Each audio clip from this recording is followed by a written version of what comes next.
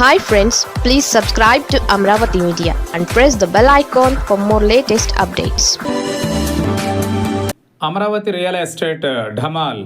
ఆంధ్రప్రదేశ్ ముఖ్యమంత్రి చంద్రబాబు నాయుడు తీసుకుంటున్న నిర్ణయాలతో అమరావతి ప్రాంత రైతులకు సంబంధించిన భూముల విలువ ఢమాల్ అని పడిపోయింది.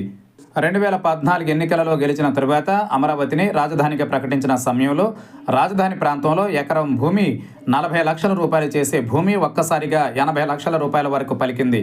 రాజధాని ఇక్కడికి వస్తుందని తెలిసి అనేక మంది కొనుగోలు చేయడానికి ముందుకు రావడంతో రాజధాని ప్రాంతమే కాకుండా గుంటూరు జిల్లాలోని భూములకు కూడా ఒక్కసారిగా ధరలు పెరిగాయి. అక్కడకు కార్లలో అధిక సంఖ్యలో రియల్ వ్యాపారులు వచ్చి భూములు బేరాలు ఆడి కొనేవారు. కానీ నేడు బేరమాడేవారు కూడా లేరు. అయితే 2019 ఎన్నికలలో జగన్ వచ్చి 3 రాజధానుల ప్రతిపాదన తెచ్చిన వెంటనే తిరిగి ఎకరం భూమి 40 లక్షల రూపాయలకు చేరింది. దీంతో ఈ ప్రాంత వాసులు ముఖ్యమంత్రిగా చంద్రబాబు తిరిగి ఎన్నికయ్యేందుకు దోహదపడ్డారు. వారి ఆందోళనలు ఒక రకంగా పార్టీకి అనుకూలంగా మారాయి. అయితే చంద్రబాబు వచ్చిన తరువాత అనుసరిస్తున్న పద్ధతులు వరుసగా భూ సమీకరణలు చేస్తుండటంతో మళ్లీ రియల్ ఎస్టేట్ స్తబ్దత నెలకొనిందని అంటున్నారు.